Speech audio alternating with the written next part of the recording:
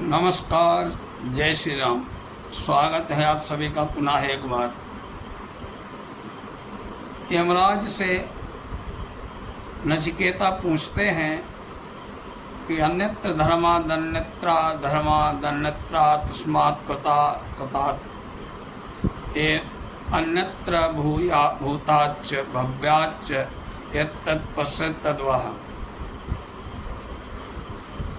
नचिकेता कहता, भगवान आप यदि मुझ पर प्रसन्न हैं तो धर्म और अधर्म के संबंध में कारण रूप प्रकृति के पृथक एवं भूत और वर्तमान भविष्य इन सबसे भिन्न जिस परमात्म तत्व को आप जानते हैं वो मुझको बतलाइए।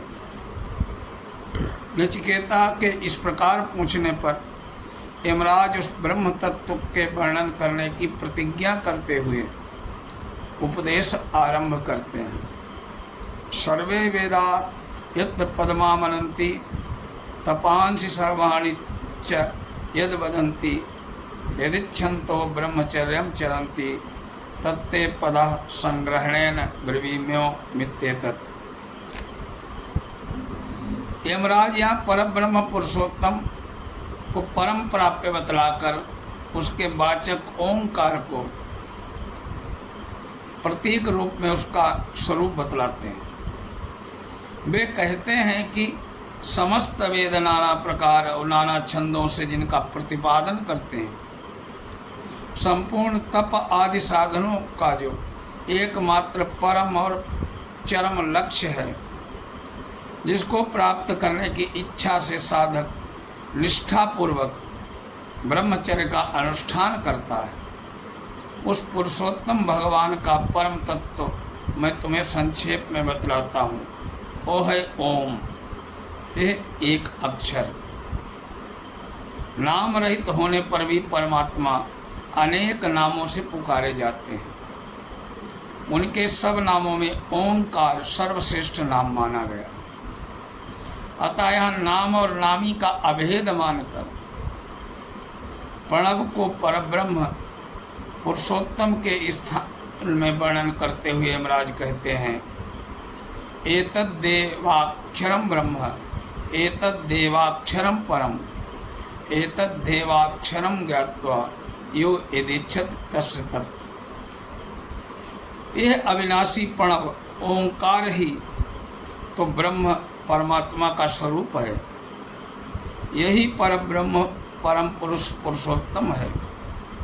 अर्थात उस ब्रह्म और परब्रह्म दोनों का ही नाम ओंकार है। अतः इस तत्व को समझकर साधक उसके द्वारा दोनों में से किसी को भी अभीष्ट रूप में प्राप्त कर सकता है। एतद्वा एतदालंबनम श्रेष्ठम एतदालंबनम परम एतदालंबनम ज्ञात्वा ब्रह्मलोके महीयते। ये ओंकार ही परब्रह्म परमात्मा की प्राप्ति के लिए सब प्रकार के आलंबनों में से सबसे श्रेष्ठ आलंबन है। यही चरम आलंबन है। इससे परे और कोई आलंबन नहीं है। अर्थात परमात्मा के श्रेष्ठ नाम की शरण हो जाना ही उनकी प्राप्ति का सर्वोत्तम और अमोघ साधन है। इस रहस्य को समझकर जो साधक श्रद्धा और प्रेम पूर्वक इस पर निर्भर करता है, वो निस्संदेह है परमात्मा की प्राप्ति का परम गौरव का लाभ करता है।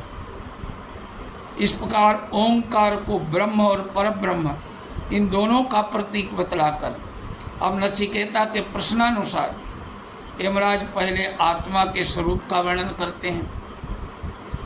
न जायते मृते वा कद्विपश्चित् नायं कुतश्चिन्न भुभुव कश्चित् अजो नित्यः शाश्वतोऽयं पुराणो न हन्यते हन्यमाने शरीरे। न हन्यते हन्यमाने शरीरे। हंता चेन मन्यते हंतु हतश्चेन मन्यते हतम उभौ तौ न विजानीतो नायः हन्ति न हन्यते। यमराज यहाँ आत्मा के शुद्ध स्वरूप का, उसकी नित्यता का निरूपण करते हैं, क्योंकि जब तक साधक को अपनी नित्यता और निर्विकारता का अनुभव नहीं हो जाता, जब तक अपने को शरीर और अनित्य वस्तुओं से भिन्न नहीं समझ लेता, तब तक इस अनित्य पदार्थों में वैराग्य होकर उसके अंतःकरण में नित्य तत्व की अभिलाषा उत्पन्न नहीं होती। उसको यह दृढ़ अनुभूति होनी चाहिए कि जीवात्मा नित्य चेतन ज्ञान रूप है, अनित्य अविनाशी जड़ शरीर, भोगों से वास्तव में इसका कोई संबंध नहीं है। ये अनादि और अनंत है, न इसका कोई कारण है और न ही कोई कार्य है। अतः ये जन्म मरण से सर्वदा रहित, सदा एक रस, सर्वदा निर्विकार है। शरीर के नाश से इसका नाश नहीं होता।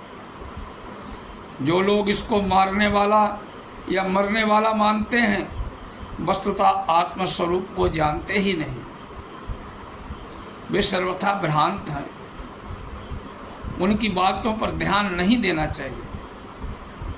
अतः आत्मा न तो किसी को मारता है और न इसे कोई मार ही सकता है। साधक को शरीर और भोगों की अनित्यता, अपने आत्मा की नित्यता पर विचार करके इन अनित्य भोगों की सुख की आशा का त्याग करके सदा अपने साथ रहने वाले नित्य सुख स्वरूप परब्रह्म पुरुषोत्तम को प्राप्त करने का अभिलाषा करनी चाहिए। इस प्रकार आत्म तत्व के वर्णन द्वारा नचिकेता के अंतःकरण में परब्रह्म पुरुषोत्तम के प्रति तत्व की जिज्ञासा उत्पन्न करके यमराज अब परमात्मा के स्वरूप का वर्णन करते हैं। अणोरणीयान महतो महीयान आत्मा से जानतो निहितो गुहायाम तमक क्रतु पश्यति बीत शोको धातु प्रसादान महिमा मनान मना। इससे पहले जीवात्मा के शुद्ध स्वरूप का वर्णन किया गया, उसी को इस मंत्र में जंतु नाम देकर उसकी वृद्धावस्था व्यक्त की गई। भाव यह है कि यद्यपि परब्रह्म पुरुषोत्तम उस जीवात्मा के अत्यंत समीप, जहाँ वो स्वयं रहता है, वही हृदय में छिपे हुए, तो भी ये उसकी ओर देखता नहीं है। मोहवश भोगों में भूला रहता है, इसी कारण जंतु है। मनुष्य शरीर पाकर भी कीट पतंग आदि तृक्ष प्राणियों के भांति अपना दुर्लभ जीवन नष्ट कर रहा है। जो साधक पूर्वोक्त विवेचन के अनुसार अपने ना आप को नित्य चेतन स्वरूप समझकर सब प्रकार के भोगों की कामना से रहित और शोक रहित होता है, वो परमात्मा की कृपा से ये अनुभव करता है कि परब्रह्म पुरुषोत्तम अणु से भी अणु और महान से भी महान सर्वव्यापी है। इस प्रकार उसकी महिमा का वर्णन साथ कर उनका समझकर साक्षात्कार कर लेता है। यहाँ धातु प्रसादात का अर्थ है परमेश्वर की कृपा। धातु शब्द का अर्थ सर्वाधार परमात्मा माना गया। विष्णु सहस्र नाम में अनादि दिनोदाता धातु रुत्तमा, धातु को भगवान का एक नाम माना गया। आसीनो दूरम व्रजत शयानो याति सर्वता कस्तम मदा मदम देवम मदन्यो ज्ञातुमर्हति। परब्रह्म परमात्मा अनंत अचिंत्य शक्ति है, विरुद्ध धर्मों के आश्रय है। एक ही समय में विभिन्न धर्मों की लीला होती है। इसी से में एक ही साथ सूक्ष्म ते सूक्ष्म और महान से महान बतलाए गए। यहाँ ये कहते हैं कि वे परमेश्वर अपने नित्य परम धाम में विराजते हुए भी भक्त अधीनतावश उसकी पुकार सुनते ही दूर से दूर चले जाते हैं। परम धाम में निवास करने वाले पार्षद भक्तों की दृष्टि वहाँ शयन करते हुए भी ये सब और चलते रहते हैं। अथवा वे परमात्मा सदा सर्वदा सर्वत्र स्थित हैं उनकी सर्वव्यापकता ऐसी है कि बैठे ही भी वही हैं और दूर देश में चलते भी वही हैं, सोते भी वही हैं, सब और आते जाते भी वही हैं। वे सर्वत्र सब रूपों में नित्य महिमा में स्थित हैं। इस प्रकार अलौकिक परमेश्वर होने पर भी उन्हें ऐश्वर्य का तनिक भी अभिमान नहीं होता। उन परम देव को जानने का अधिकारी उनकी कृपा पात्र मेरे आत्म तत्वज्ञ यमराज के सदस्य अधिकारियों के सिवा दूसरा कौन जान सकता है। अब अगले वीडियो में प्रसंग में यमराज उस परमेश्वर की महिमा को समझने की पहचान बतलाएंगे। तब तक के लिए नमस्कार।